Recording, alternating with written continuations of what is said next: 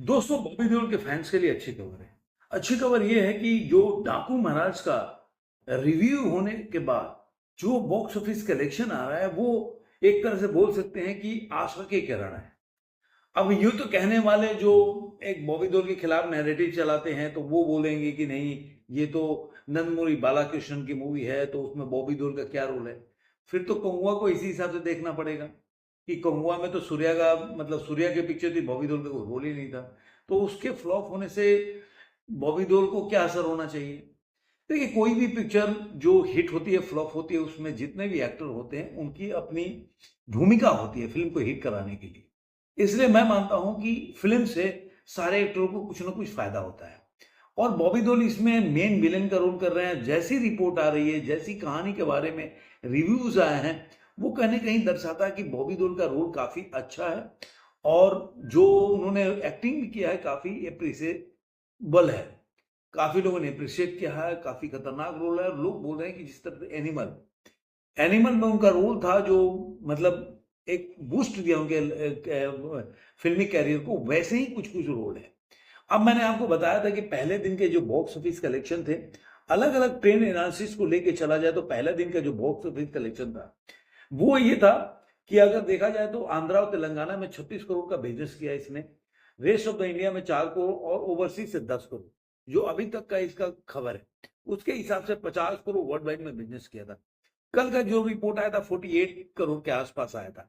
अब साकनी के अगर डाटा को लेके चले तो उनके हिसाब से करीब करीब 42 करोड़ और 10 लाख रुपया इसने पहले दिन में कमाया। अगर वर्ल्ड वाइड कलेक्शन के हिसाब से देखा जाए तो ये मूवी 50 करोड़ के करीब कमाई है। अब आते हैं इसके दूसरे दिन का जो बॉक्स ऑफिस का रिपोर्ट आ रहा है उसके हिसाब से बताएं तो ये अपने दूसरे दिन में जो 22 करोड़ के करीब करीब वर्ल्ड वाइड कलेक्शन में कमाती है। मतलब आंध्र प्रदेश और तेलंगाना में 16 करोड़ ग्रॉस कमाया है और रेस्ट ऑफ इंडिया में 2 करोड़ का इसका एस्टिमेट आ रहा है। और इस तरह से अगर साकनी के डाटा को उठाकर देखें तो फर्स्ट डे में इसने कमाया था 25 करोड़ 35 लाख रुपया, जो इंडिया नेट की बात कह रहा हूं। और दूसरे दिन में मंडे को इसने कमाया 12 करोड़ 80 लाख रुपया।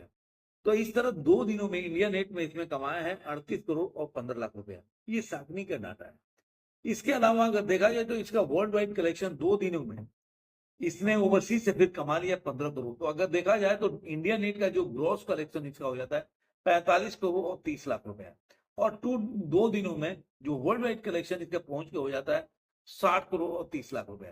तो कहने का मतलब अगर मान लीजिए कि पहले दिन जो अलग अलग ट्रेड एनालिसिस का साकनी के डाटा को लोग ज्यादा तवज्जो देते हैं तो उसके हिसाब से ये मूवी जो है मतलब 60.5 करोड़ रुपया कमाई है। लेकिन ये देखा जाए तो दूसरे दिन थोड़ा सा ड्रॉप देखने को मिला, और मतलब आधा ड्रॉप 50% का ड्रॉप देखने को मिला। लेकिन अगर वहीं पे आप इसको तेलंगाना में जाएंगे, इसकी तेलंगाना में जो कमाई हुई है या तमिल में कमाई हुई है उसमें उतना ड्रॉप देखने को नहीं मिला। देखा जाए तो ऑल ओवर इंडिया में जो कमाई का दे रहे हैं 4 करोड़ 2 करोड़ उसमें आपको देखने को मिल जाएगा।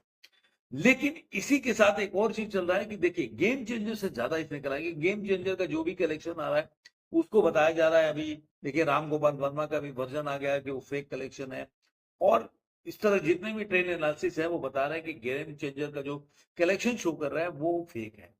तो हम उसमें जाकर नहीं, जो भी डाटा है उसके हिसाब से। अब देखिए जो डाकू महाराज का जो कलेक्शन का है, अभी कुछ लोगों ने जो साउथ के जो फॉल बॉक्स ऑफिस कलेक्शन को फॉलो करते हैं जैसे सिवा है, ऐसे लोग हैं जो आ रहा है, उन्होंने बोला कि फर्स्ट दिन में 56 करोड़ इसने कमाया। अब कितनी सच्चाई है कितनी नहीं है, लेकिन अलग अलग डाटा आ रहा है। तो मान के चलिए मतलब कमाई के हिसाब से देखा जाए तो एक तरह से लग रहा है कि फिल्म जो है 150 करोड़ के बजट में बनी है। तो मूवी जो है ये मुझे लग रहा है कि ऐसे ही 2 4 5 दिन चलेगी। तो मुझे लग रहा है कि पिक्चर जो है अपने पैसे निकाल सकती है और हिट भी हो सकती है। लेकिन वो पूरा कलेक्शन डिपेंड करता है उसका जो 3 4 दिनों में इसका कलेक्शन कैसा रहा।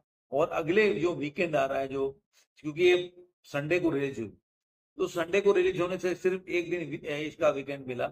अगर जो अगला जो वीकेंड आया जो फ्राइडे सैटरडे संडे, तो उसमें कितना कमाती है वो देखने वाली बात होगी। उसके बाद अगर पिक्चर चल जाती है तो फिर हिंदी में आती है, हिंदी में डब करके कब रिलीज करते हैं वो सब देखने वाली बात होगी।